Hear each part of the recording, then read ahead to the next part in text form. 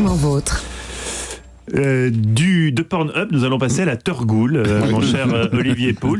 Pas bien de cause à effet, heureusement. C'est des plaisirs qui font bon ménage, oui, c'est vrai. La gastronomie on passe et à la la sensualité. casserole. Voilà. Passe à la casserole. Passe à la casserole, tout à fait. Je sais pas dans quel ordre on le fait, mais on peut peut-être d'abord la session Pornhub et on termine en mangeant. Dans l'ordre que vous voulez, Olivier. En tout cas, c'est un plat vraiment détox, la Turgoule.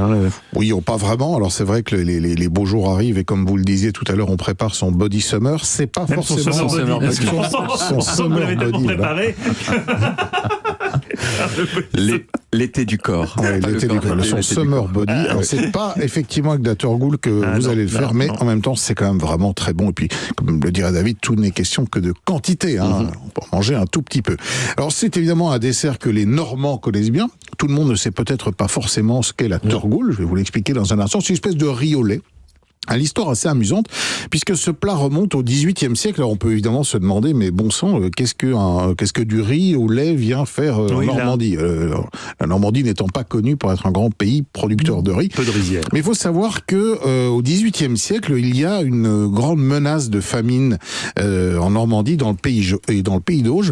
Et l'intendant du roi à Honfleur, un certain François Orsault de Fontette, demande à ce que soit importé du riz de manière à pallier les mauvaises récoltes de blé auxquelles la région a dû faire face, et donc pour nourrir la population. Alors une première récolte, un premier bateau qui ramène du riz est déchargé en 1755, et d'ailleurs ce qui est assez amusant, c'est que ce bateau qui arrive au port d'Honfleur est vraisemblablement une prise corsaire des Normands, puisque à l'époque, comme d'ailleurs dans de nombreuses époques de l'histoire, la France et l'Angleterre se font un peu la guerre.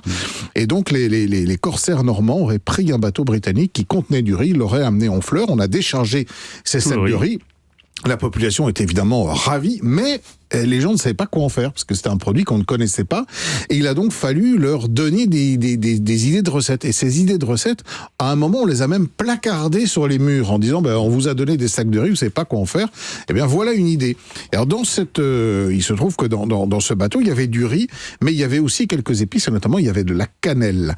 Et on leur a proposé une recette très simple, de faire cuire ce riz dans du lait, parce qu'on trouvait du lait dans les fermes, avec un petit peu de cannelle et avec du sucre. Comme les gens ne disposaient pas à l'époque évidemment de four personnel à la maison, on allait chez le boulanger faire cuire sa Turgoule qu'on plaçait dans des grandes terrines. C'est pour ça que l'autre nom de la Turgoule, c'est la terrinée. Et on allait déposer ça chez le boulanger. Le riz cuisait pendant plusieurs heures avec du lait. Et alors le nom Turgoule vient probablement du fait que les gens étaient affamés, ils se jetaient sur ce plat et qui était encore très chaud quand ils le mangeaient. Ça leur tordait la goule. Ça leur... voilà, la goule, la gueule. Turgoule viendrait de cette expression-là. Alors, comment faire une Turgoule? C'est pas très compliqué, ça prend juste du temps. C'est même un petit peu juste pour la faire pour ce soir. Vous l'aurez près de demain. Mais ça doit reposer? Non, c'est pas que ça doit reposer, ça doit cuire très longtemps. C'est ça le secret, parce que contrairement à un riz au lait, c'est le riz au lait, on fait cuire du riz avec du sucre, un petit peu de vanille, ça dans du lait. En général, on met 6 ou 7 fois le volume de lait et la cuisson dure 25 à 30 minutes. La Turgoule, c'est vraiment une cuisson au four par absorption. Donc on prend 150 grammes de riz, du riz rond, un riz à risotto, 2 litres de lait. Ce qui est très important, c'est d'avoir du lait entier évidemment. Et cru de préférence. Cru, oui. Ouais, mais bon, ça peut se trouver, mais c'est bien meilleur évidemment parce qu'il y a toute la crème. 150 grammes de cassonade, une petite pincée de sel et puis de la cannelle ou de la vanille. La recette traditionnelle, c'est avec de la cannelle. On mélange tout ça, on le met dans une grande terrine, on allume le four. Et là, on oublie d'abord pendant 3 heures dans le four à 160 degrés la Turgoule. On baisse ensuite le four à 140, on le laisse encore 2 heures. C'est une cuisson lente. On est à 5 heures de cuisson. Et ce qu'il faut, c'est que le riz est tout absorbé, qu'il n'y ait plus du tout de liquide dans la terrine. Alors, il s'en absorbe, il s'en évapore un peu. Et puis surtout, au-dessus, il va se former une espèce de croûte légèrement brunâtre que, évidemment, les amateurs adorent. Et on casse cette fameuse croûte.